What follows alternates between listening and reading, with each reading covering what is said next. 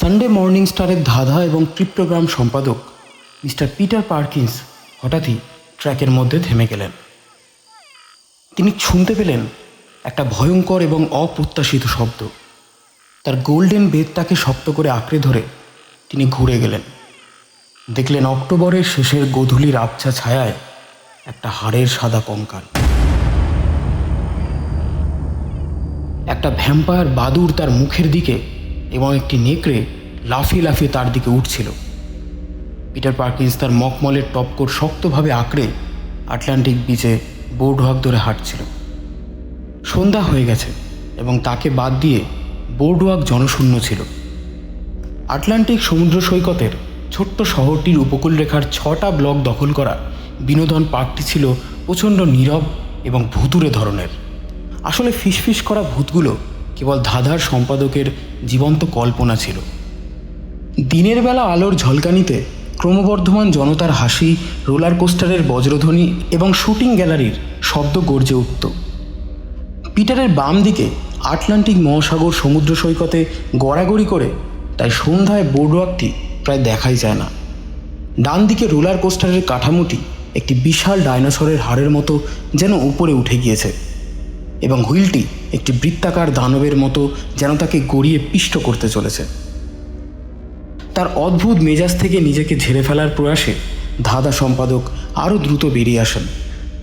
তিনি 20 minute হাঁটলেন। Peter আরও দ্রুত বেরিয়ে আসলো। 20 মিনিট হেঁটে সমুদ্র সৈকত থেকে আটলান্টিক স্ট্রিটে ফিরে গেল এবং তার পুরনো বন্ধু ফ্রিটজ স্যান্ডোজকে কল করলো। তার একটি ঘড়ি মেরামতের দোকান ছিল এবং স্যান্ডোজ খুবই দুর্দান্ত ধাঁধার বোঝদারও ছিল। তারা সপ্তাহে এক রাতে একসাথে ধাঁধার কাজ করত। পিটার স্যান্ডোজের বাড়ির 12 গজ দূর থেকে একটি দীর্ঘ শোকের আর্তনাদ শুনতে পেল। অস্পষ্টতার মধ্যে দেখতে পেল একটা কঙ্কাল তার দিকে এগিয়ে আসছে। একটা ভ্যাম্পায়ার যেন তার দিকে ছুটে আসছে এবং আবার সেই নেকড়ে লাফিয়ে লাফিয়ে তার গায়ে ওঠার চেষ্টা করছে।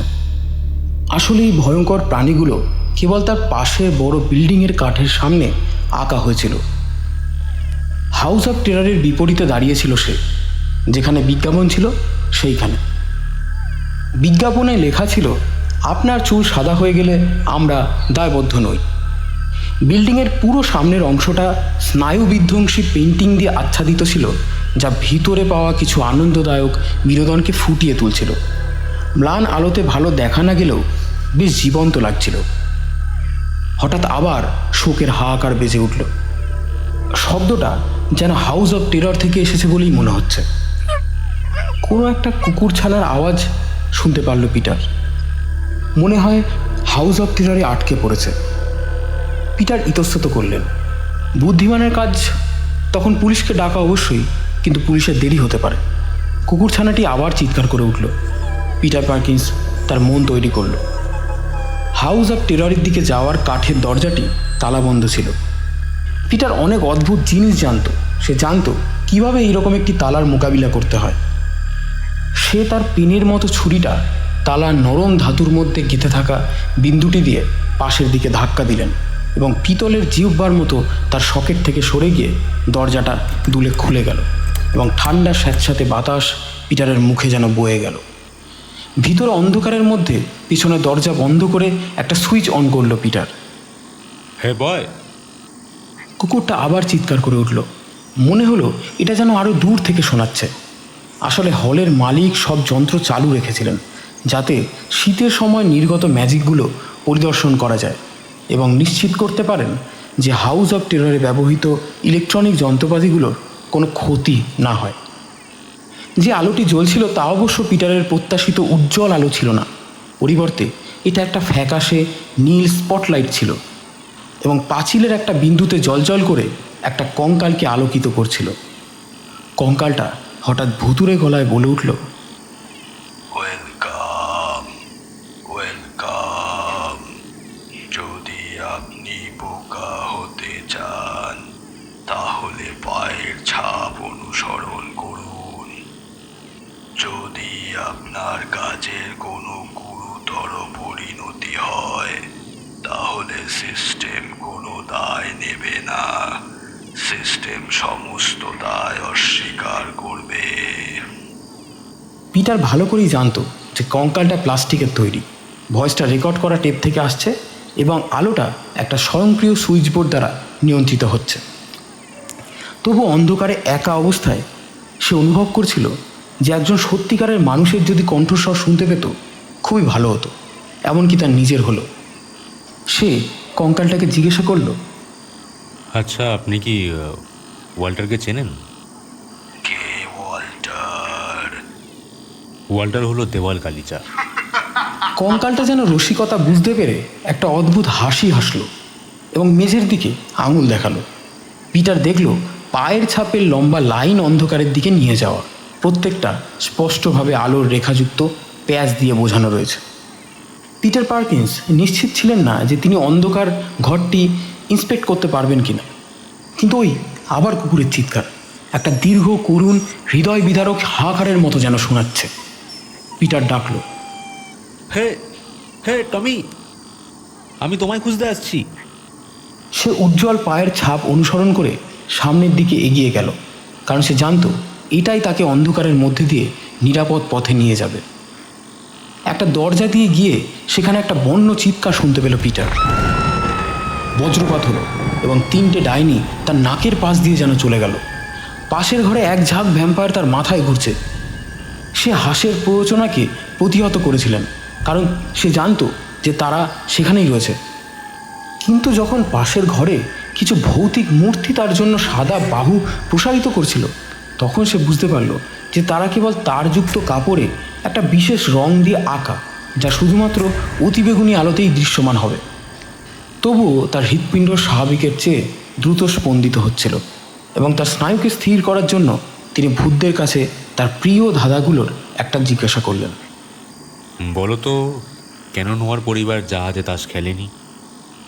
উত্তর দেওয়ার পরিবর্তে ভূতগুলো বিষণ্ণভাবে বাচ্চাদের মতো কাঁদছিল। পিটার একটু হেসে বলল, কারণ নোয়া ডেকের ওপর বসেছিল। তখন ভূতগুলো একটা ওয়াইল্ড চিৎকার করে অদৃশ্য হয়ে গেল। কৌতূহলী উপায়ে প্রতিফলিত রঙের অদৃশ্য আলো একজনকে প্রভাবিত করতে পারে। পিটার দ্রুত এগিয়ে চলল। সে এমন একটি ঘরের মধ্যে দিয়ে গেল যেখানে সুপরিচিত খুনিদের কয়েক ডজন মোমের পুতুল তাদের অপরাধের রিপ্লিকা হয়ে দাঁড়িয়েছিল। তবুও সে কুকুরটাকে ডাকতে লাগলো, কিন্তু কুকুরের হাহাকার আর শোনা গেল না। শেষ পর্যন্ত সে বেরিয়ে গিয়ে নির্জন গলির অন্ধকারে এক মুহূর্তের জন্য চোখ পিটপিট করে দাঁড়িয়ে রইল। হঠাৎই হাউস অফ টেরারের মাত্র কয়েক ফুট দূরে কারো বাড়ির উঠোনে বাধা দেখল সেই কুকুরছানাটা। ওকে দেখে আবার চিৎকার করে উঠল। সে কি বিশাল বিষণ্ণ চিৎকার! পিটার সেখানে গিয়ে বুঝতে পারল আসলে এই বাড়ি থেকেই এয়ার পাইপ সিস্টেমের মাধ্যমে রেকর্ডেড আওয়াজগুলো শোনা যাচ্ছিল। পিটার দেখতে পেল বাড়ির ভেতর থেকে এক বৃদ্ধ তার দিকে তাকিয়ে মুচকি হাসছে। পিটার সমস্তটা বুঝতে পেরে তাকে একটা সেলুট জানিয়ে বিদায় নিল।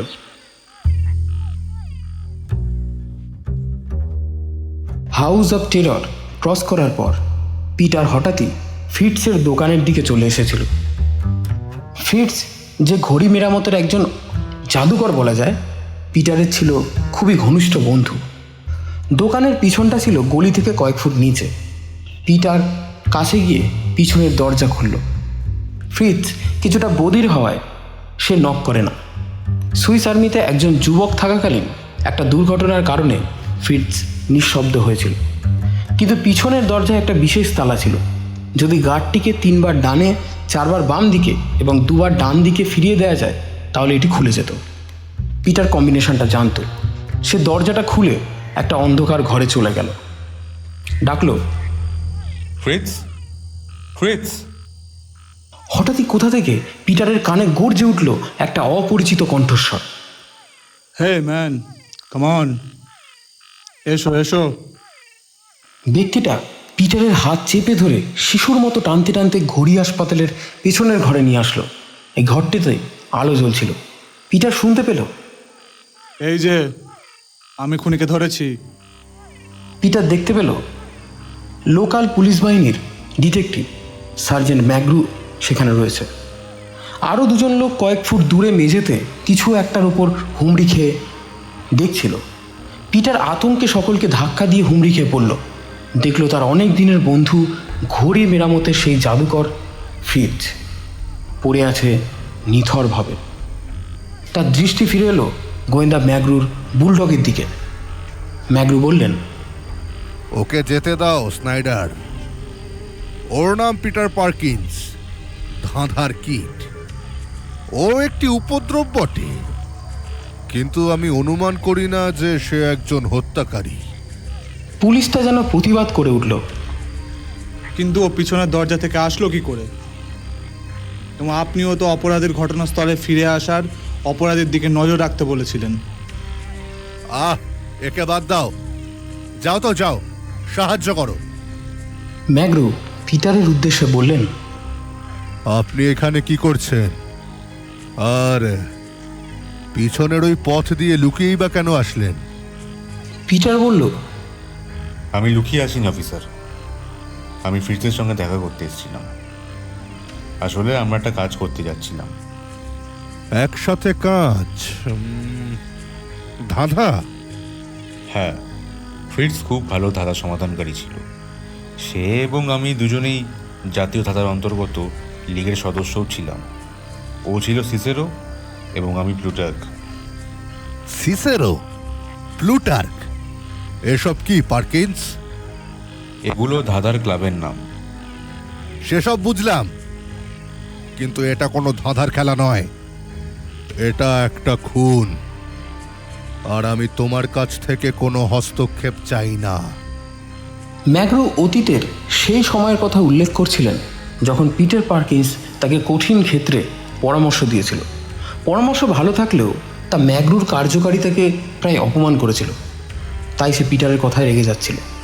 পিটার জিজ্ঞাসা করল, কোনো আন্দাজ পাচ্ছেন কে খুন করেছে আমার বন্ধুকে? সেটাই আমি এখানে খুঁজে বের করতে এসেছি। মনে হয় কেউ একটা ডুপ্লিকেট চাবি ব্যবহার করে ভেতরে ঢুকেছে।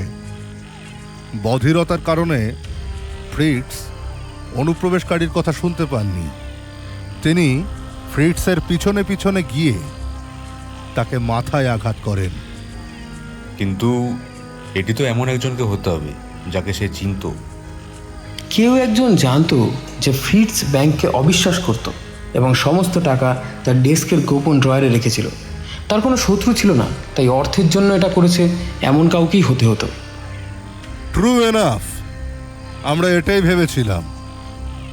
তার ডেস্কের ড্রয়ারগুলি কিভাবে খোলা ছিল অ্যাটলিস্ট সেটা দেখে আমরা বুঝেছিলাম। এখন আমাদের ধাঁধা বিশেষজ্ঞ অপেশাদারদের কোনো সাহায্যের প্রয়োজন নেই। আমি আমার সিদ্ধান্ত পরিবর্তন করেছি। তুমি ফ্রিটজের অফিসে গিয়ে বসো। আমার কোনো প্রশ্ন করার প্রয়োজন হলে সেখানে করব। পিটার অনেক প্রশ্ন করতে চেয়েছিল, কিন্তু সে ম্যাগ্রুর মেজাজ জানত। নিঃশব্দে সে হেঁটে গেল। ছোট্ট অফিস ঘড়ি দিয়ে এলোমেলোভাবে সাজানো।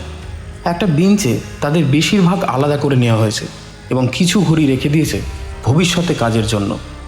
ম্যাগ্রু বললেন, জোর করে ড্রয়ার খুলে চোর স্যান্ডোজের সমস্ত সঞ্চয় করা টাকা খুঁজছিল। পিটার তার টুপিটা ডেস্কে রেখে ইজি চেয়ারে বসে পড়ল। এমনভাবে বসলো যাতে বড় পিছনের ঘরে কি চলছিল তা দেখতে পায়। ফ্রিটজের সূক্ষ্ম পুরনো ঘড়ির বিস্ময়কর সংগ্রহ ছিল। প্রথমে পিটার প্রায় হতবাক দিশেহারা হয়ে পড়েছিল। তাকে বন্ধু হারানোর দুঃখ গ্রাস করেছিল, কিন্তু তা ভুলে গিয়ে সে সংকল্প নিল যে যে অপরাধী এই অপরাধের জন্য দায়ী তাদের মূল্য দিতে হবে। আসলে ম্যাগ্রুর আচরণ খুব খারাপ হলেও লোকটা একজন খুবই বিবেকবান গোয়েন্দা ছিল। ম্যাগ্রু শুধু অপেশাদারদের পছন্দ করতো না, কিন্তু যদি পিটার জানতো যে সত্যিই সে ভালো কিছু পরামর্শ দিতে পারে, তাহলে ম্যাগ্রু নিশ্চয়ই শুনবে। সম্ভাব্য ক্লু খোঁজার একটা স্পষ্ট জায়গা ছিল অফিস ওয়ার্কশপটা, কারণ হত্যাকারী সেখানে কিছু সময় কাটিয়েছিল। লুকোনো টাকা খুঁজে বের করার জন্য তাকে ড্রয়ারগুলো প্রায় ভাঙতে হয়েছে। পিটার বারবার করে ফ্রিটজকে টাকাগুলো ব্যাংকে রাখার জন্য অনুরোধ করেছিল, কিন্তু সে শোনেনি। স্থির হয়ে বসে পিটার পুরো রুমটা স্টাডি করতে লাগলো। সে মেরামত করা ঘড়ি রাখা তাক, ছোট ছোট হুকে ভর্তি বড় বোর্ডগুলো যেখান থেকে সব ধরনের ঘড়ি ঝোলানো হয় সেগুলো স্টাডি করছিল। ফ্রিটজের সরঞ্জামগুলো তখনও বেঞ্চের ওপর রাখা ছিল। ফ্রিটজ একটা বৈদ্যুতিক ঘড়ির কাজ বন্ধ করার সময় তার সরঞ্জামগুলো এভাবে রেখে দিত না। এটা বেশ স্পষ্ট বুঝতে পেরেছিল পিটার যে ফ্রিটজ তার কাজে বাধাগ্রস্ত হয়েছে। তার দৃষ্টি সামনে এগোতে লাগলো। কিছু অদ্ভুত উপলব্ধি আবার যেন তাকে সেই জায়গাটায় ফিরিয়ে আনলো।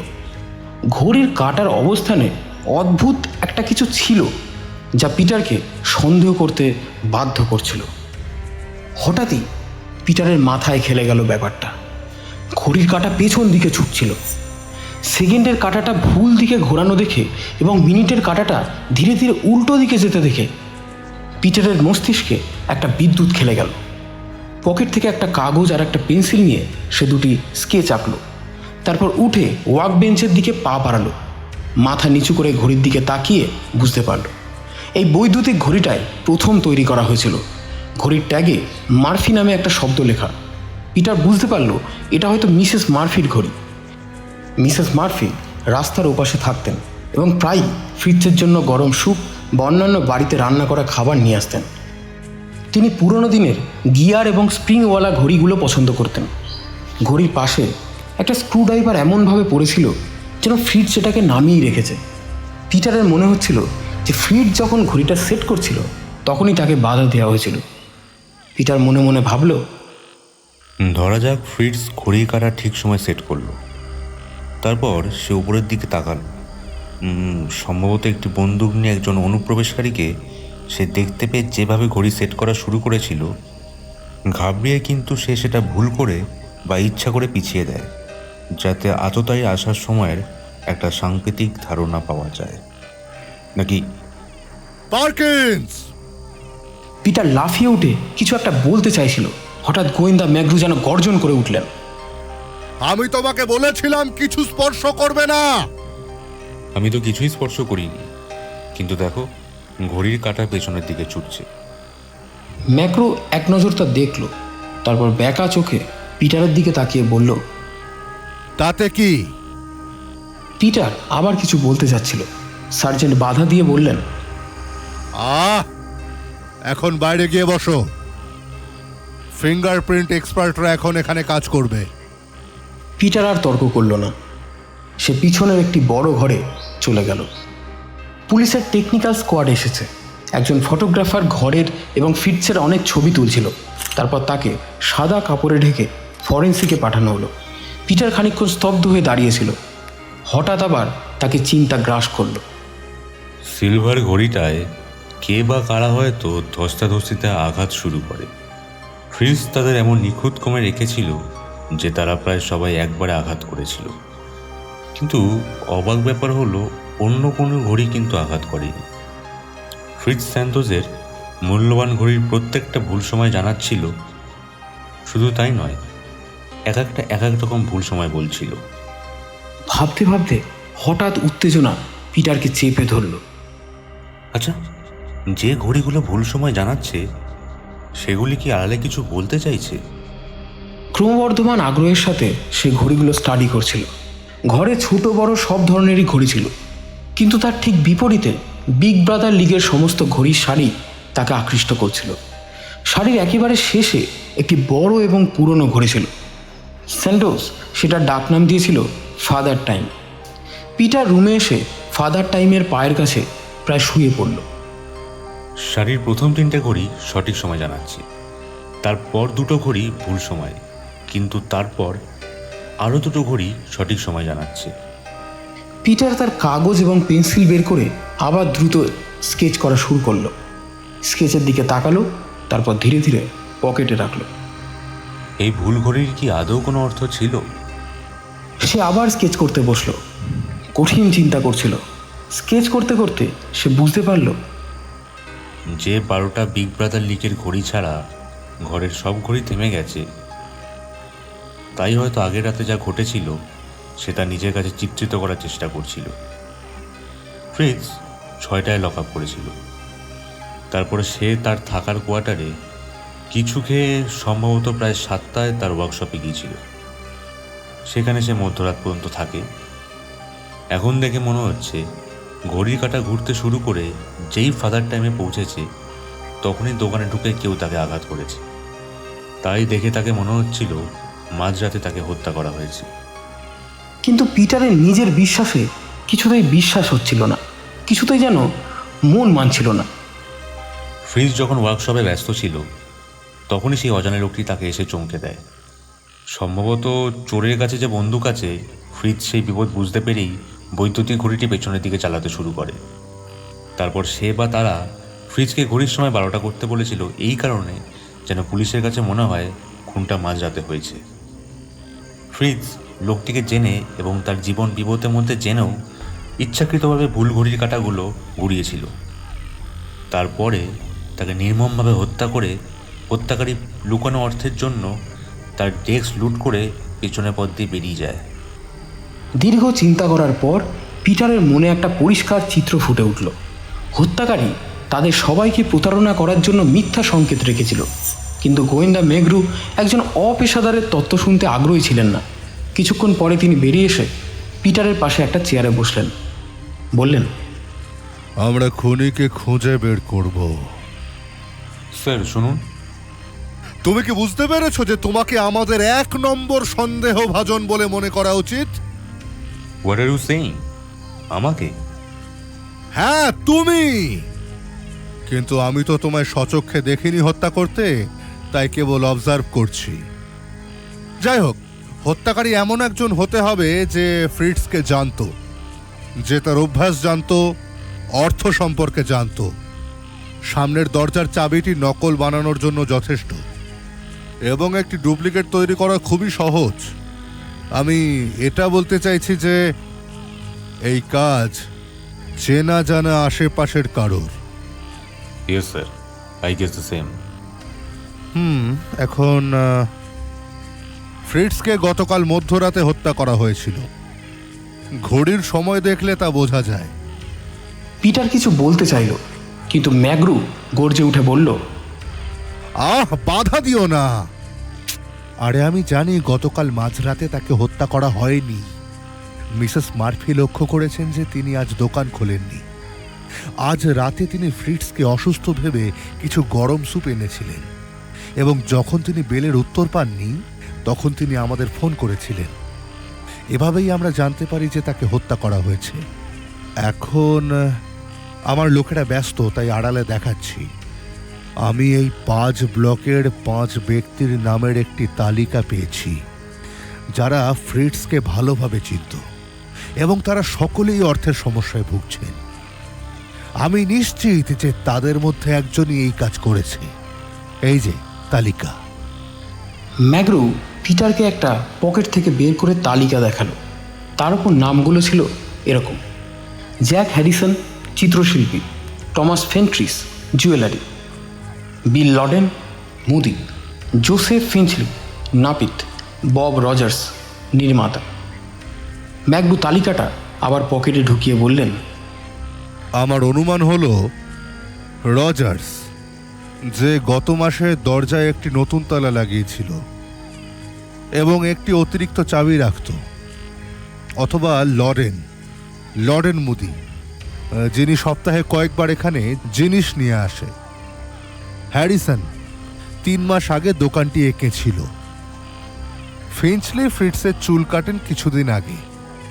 ফ্রেন্ট্রিস ফ্রিটসকে কিছু অলংকারের দোকানের ঘড়ি জোড়ার কাজ পাঠিয়েছিল।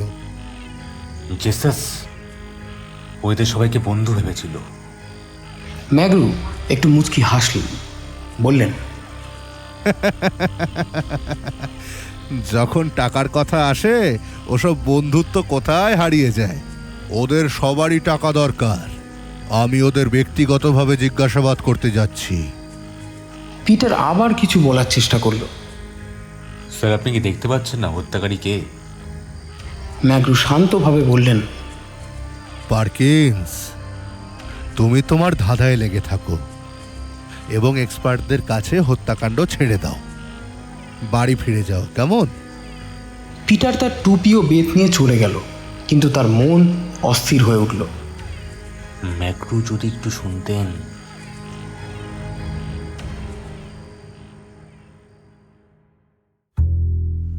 পিটার ঘুমোতে যাওয়ার আগে ঘড়ির স্কেচগুলো দেখে 1 ঘন্টা কাটিয়ে দিল, কিন্তু কোনো লাভ হলো না।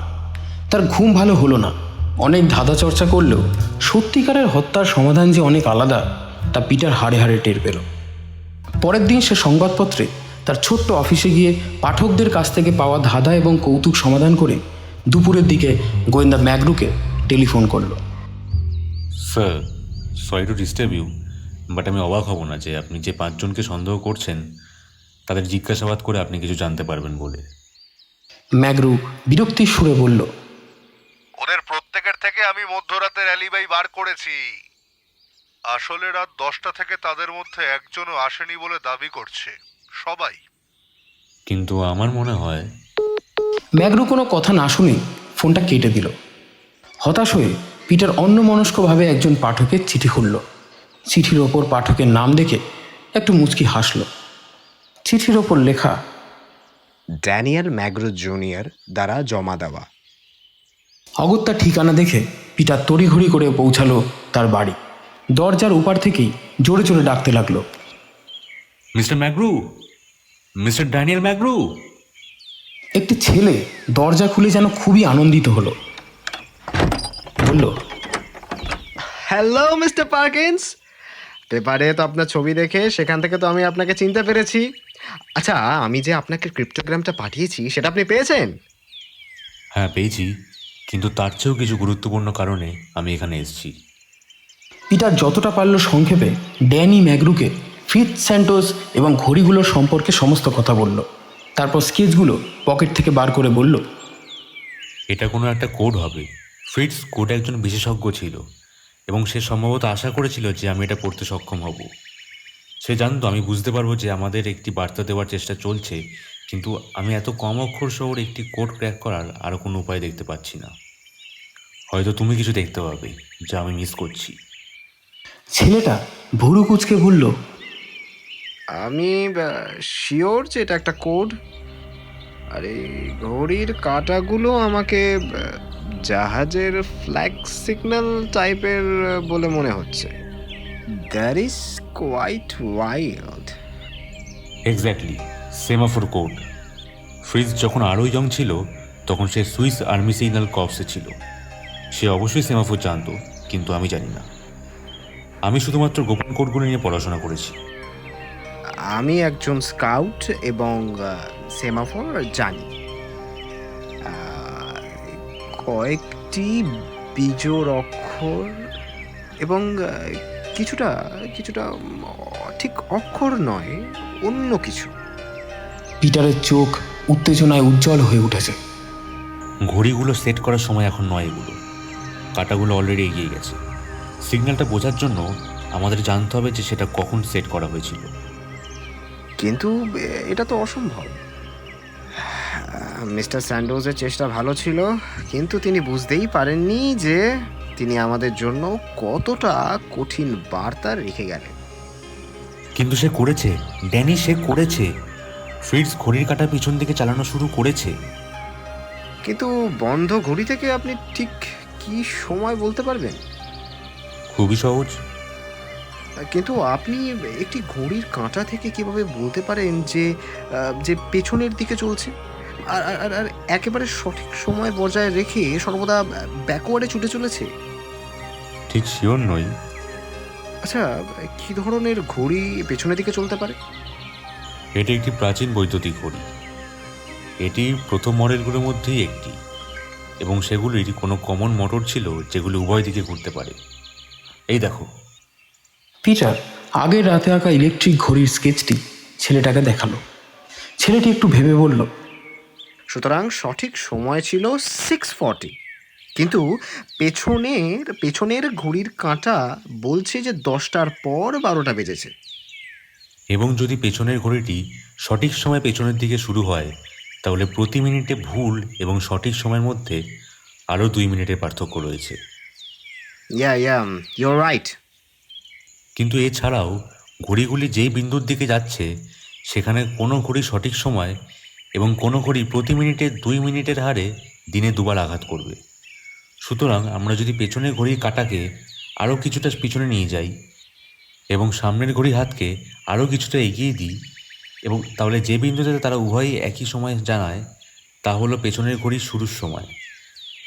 বা অন্য কথায়, আনুমানিক ফ্রিটসকে হত্যা করার সেই সময়। ও এই 1 মিনিট, ওয়েট। কিছু ভুল হচ্ছে মিস্টার পার্কিন্স? ইয়েস, আমরা ভুল করছি। যেহেতু একটি ঘড়ি এগিয়ে যাচ্ছে এবং একটি পিছিয়ে যাচ্ছে, তাই কাঁটা প্রতি 6 ঘন্টায় একই সময় বা প্রতি 24 ঘন্টায় 4 বার নির্দেশ করবে, এবং সেই সময়গুলির মধ্যে দুটি হবে সেই সঠিক মুহূর্তটি যেখানে কেউ বা কারা খুন করতে এসেছিল, এবং দুটি ভুল সময় জানান দেবে। কিন্তু আমরা বুঝবো কিভাবে যে সঠিক সময় দুটো ঠিক কখন? পিটার কিছুক্ষণ আবার ভাবল। তার মুখে একাগ্রতার একটা আভা দেখা গেল। বলল, I think I got it. সন্দেহভাজনদের সকলেই রাত 10টার পরের দিনই অ্যালিবাই আছে, এবং আমরা নিশ্চিত যে অপরাধটি সন্ধ্যা 6টার পর সংঘটিত হয়েছে। এর মানে হলো আসল অপরাধের সময় ছিল 6টা থেকে 10টার মধ্যে, ঠিক? Absolutely mister Perkins. তাহলে আমরা যদি ভাবি যে পরের বার কাঁটাগুলি একই সময় নির্দেশ করবে যদি দুটি ঘড়ি এখনও চলমান থাকে, অর্থাৎ যদি 6 থেকে 10-এর মধ্যে হয়, তাহলে বিকল্প সময়টা 10 থেকে 4-এর মধ্যে, যা ঠিক 6 ঘন্টা পরে।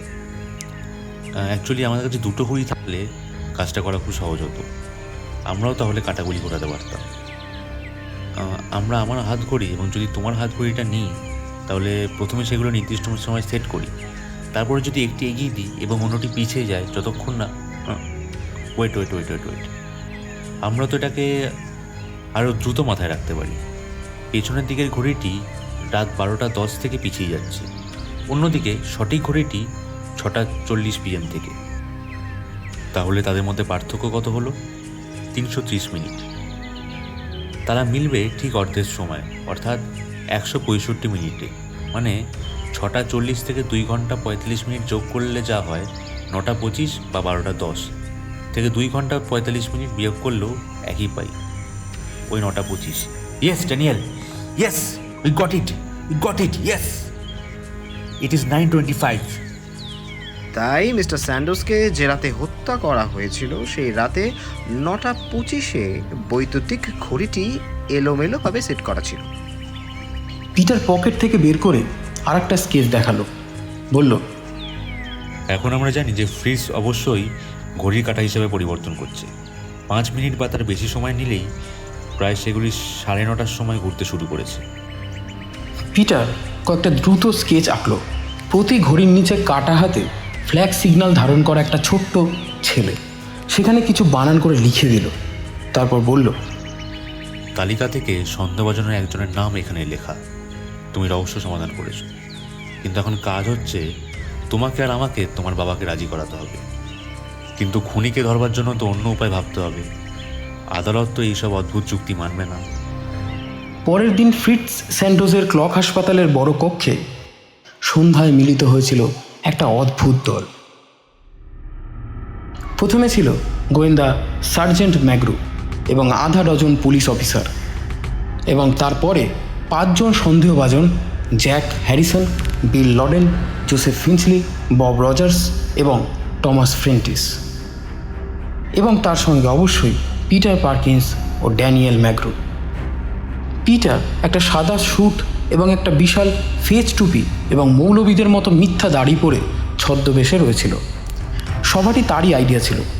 ড্যানি ম্যাগ্রু তার বাবাকে সে এবং পিটার যা বের করেছিল তা শোনার জন্য রাজি করে। পিটার গোয়েন্দাকে বলেছিলেন যে যদিও সে নিশ্চিত কে হত্যাকারী, তাদের কাছে কোনো প্রমাণ নেই, তাই কনফেশনই একমাত্র উপায়। পুলিশেরা আড়ালে বাইরে পাহারা দিচ্ছিল।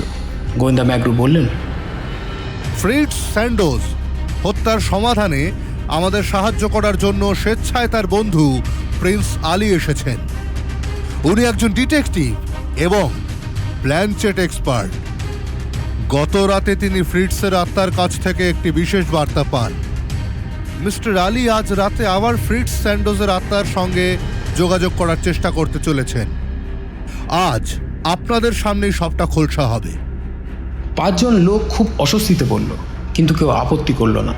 পিটার খেয়াল করল যে ফ্রিটসকে ঘড়ির কাঁটা বদলাতে দেখেছিল সে ইতিমধ্যেই ঘামা শুরু করেছে। ম্যাগ্রু আবার বললেন, আমরা আলো নিভিয়ে প্রিন্স আলীকে দায়িত্ব নিতে দেব, সো প্লিজ। পিটার চোখ বন্ধ করল। যেন ধ্যান করছে। হঠাৎ সব আলো নিভে গেল আর ঘরটা কালো হয়ে গেল। কথা বলার আগে দীর্ঘ 1 মিনিট সব নিস্তব্ধ। তারপর সে তার কণ্ঠকে গভীর এবং গম্ভীর করল। ফ্রিটজ স্যান্টোস, আপনি কি এখানে? আপনার আত্মা কি বর্তমান? আপনাকে কোন সময় খুন করা হয়েছে? ঠিক তখনই বিগ ব্রাদার লিগের সবচেয়ে পুরনো ঘড়িটায় কাচটায় একটা নীল আলো ফুটে উঠল। ইয়েস লেখা, তারপর আবার ইয়েস, তারপর 9:25। পিটার আবার সেরকম কণ্ঠে জিজ্ঞাসা করল, খুনি কি এখানে উপস্থিত? তাহলে তার নাম বলুন। আবার নীল আলোয় প্রথম উত্তর এলো, ইয়েস। হঠাৎ কে একজন নার্ভাসভাবে কেসে ফেলল। পিটার এক মুহূর্ত তাকে দেখে নিল। তারপর একটা অক্ষর ভেসে উঠল, এফ, তারপর আরেকটি আই, তারপর পুরো নাম ফিঞ্চলি। ফিঞ্চলি পালাতে চেষ্টা করলো। পিটার তার বেতটা সরাসরি ছুড়ল তার পায়ে। ম্যাগ্রো দৌড়ে গিয়ে তাকে জাপটে ধরল। ফিঞ্চলি হাঁটু গেড়ে বসে পড়ল, আর্তনাদ করে বলল, প্লিজ ফরগিভ মি। ফ্রিটজ আমায় ঘোড়ার ইললিগাল বেটিং করতে দেখে নিয়েছিল সেলুনের পিছনের ঘরে। আমায় পুলিশে ধরিয়ে দেওয়ার হুমকি দিয়েছিল। আমি ওকে টাকা অফারও করেছিলাম, কিন্তু কোনো লাভ হয়নি। I was desperate. I was so desperate. Sorry, Fritz.